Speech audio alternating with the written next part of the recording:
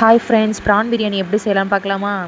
First ப்ரானை wash பண்ணி எடுத்துக்கிட்டேன். அதில் வந்து மஞ்சத்தூள், பிரியாணி மசாலா, தனித்தூள், கரம் மசாலா, சால்ட்டு, முட்டையில் வெள்ளைக்கரு மட்டும் எடுத்து ஆட் பண்ணிக்கலாம். அப்புறம் இஞ்சி பூண்டு பேஸ்ட்டு சேர்த்து ஊற வச்சுக்கலாம் பிசைஞ்சி. அப்புறம் அடுப்பு பற்ற வச்சு குக்கர் வச்சு எண்ணெயும் அப்புறம் ஒரு ஸ்பூன் நெய்யும் ஊற்றிக்கலாம். அப்புறம் பட்டை, கிராம்பு எல்லாம் போட்டு ஆனியன் போட்டு வதக்கிக்கலாம். தேவையான அளவு உப்பு போட்டுக்கோங்க. அப்புறம் இஞ்சி பூண்டு பேஸ்ட்டு பொன்னிறமாக ஆனதுக்கப்புறம் மிக்ஸி ஜாரில் தக்காளி, முந்திரி ஒரு 3 முந்திரி, அப்புறம் பச்சை மிளகா, உங்கள் காரத்துக்கு ஏற்ப பச்சை மிளகா ஆட் பண்ணிக்கோங்க. போட்டு அரைச்சி பேஸ்ட் பண்ணி அதில் ஊற்றிக்கலாம். தயிர், புதினா இலை போட்டுக்கோங்க. ஆட் பண்ணிட்டு கிண்டி விடுங்க. பச்சை வாசனை போனதுக்கப்புறம் மசாலாஸ் ஆட் பண்ணிக்கலாம். நான் பிரியாணி மசாலா 2 ஸ்பூன் ஆல்ரெடி நம்ம இறால்லேயே சேர்த்துருக்கோம்ல, அதை வந்து இறால் பொரிச்சு எடுத்து தனியாக எடுத்து வச்சுக்கிட்டேன். நம்ம அந்த மசாலா சேர்த்தனால இதில் கொஞ்சமாகவே போட்டுக்கலாம். பிரியாணி மசாலா, அப்புறம் வந்து கரம் மசாலா, அப்புறம் லைட்டாக மஞ்சத்தூள் போட்டுக்கோங்க.